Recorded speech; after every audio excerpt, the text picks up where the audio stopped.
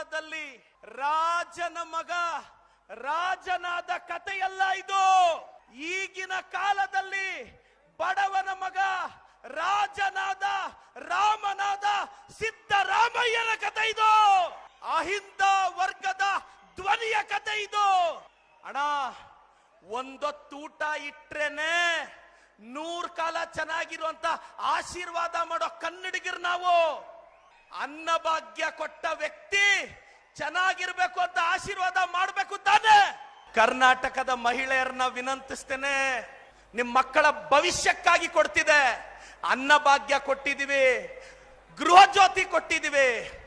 ನಮ್ಮ ಕೈ ಬಿಡಲ್ಲ ಅನ್ನೋದಿಕ್ಕೆ 3 ವಿಧಾನಸಭಾ ಕ್ಷೇತ್ರದ ಚುನಾವಣೆಯೇ ಕೈಗನ್ನಡಿ. ಬಡತನದ ಲುಟ್ಟಿ ಚಾಮುಂಡಿ ಆಶೀರ್ವಾದದಿಂದ ಬೆಳೆದ ಸಿದ್ದರಾಮಯ್ಯನವರು ಕರ್ನಾಟಕದ ಭವಿಷ್ಯ.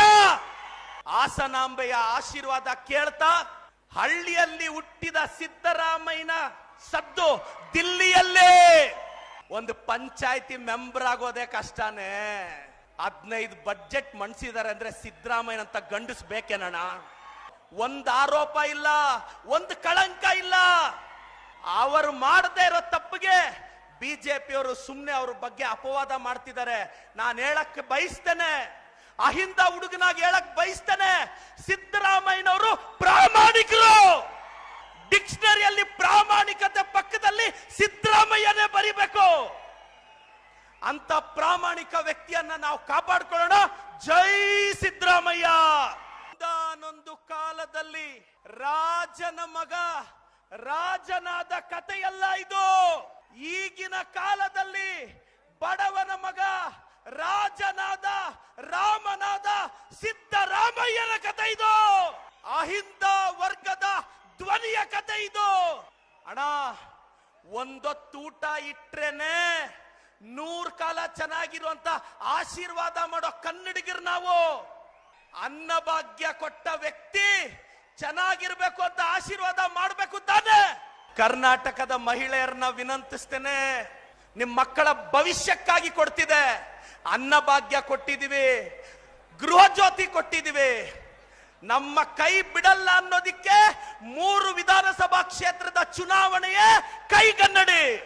ಬಡತನದ ಲುಟ್ಟಿ ಚಾಮುಂಡಿ ಆಶೀರ್ವಾದದಿಂದ ಬೆಳೆದ ಸಿದ್ದರಾಮಯ್ಯನವರು ಕರ್ನಾಟಕದ ಭವಿಷ್ಯ. ಹಾಸನಾಂಬೆಯ ಆಶೀರ್ವಾದ ಕೇಳ್ತಾ ಹಳ್ಳಿಯಲ್ಲಿ ಹುಟ್ಟಿದ ಸಿದ್ದರಾಮಯ್ಯನ ಸದ್ದು ದಿಲ್ಲಿಯಲ್ಲೇ. ಒಂದು ಪಂಚಾಯತಿ ಮೆಂಬರ್ ಆಗೋದೇ ಕಷ್ಟನೇ. 15 ಬಡ್ಜೆಟ್ ಮಂಡಿಸಿದ್ದಾರೆ ಅಂದ್ರೆ ಸಿದ್ದರಾಮಯ್ಯನಂತ ಗಂಡಸ್ ಬೇಕೇನಣ್ಣ? ಒಂದು ಆರೋಪ ಇಲ್ಲ, ಒಂದು ಕಳಂಕ ಇಲ್ಲ. ಅವರು ಮಾಡದೇ ಇರೋ ತಪ್ಪಿಗೆ ಬಿಜೆಪಿಯವರು ಸುಮ್ಮನೆ ಅವ್ರ ಬಗ್ಗೆ ಅಪವಾದ ಮಾಡ್ತಿದ್ದಾರೆ. ನಾನು ಹೇಳಕ್ ಬಯಸ್ತೇನೆ, ಅಹಿಂದ ಹುಡುಗನಾಗಿ ಹೇಳಕ್ ಬಯಸ್ತೇನೆ, ಸಿದ್ದರಾಮಯ್ಯನವರು ಪ್ರಾಮಾಣಿಕರು.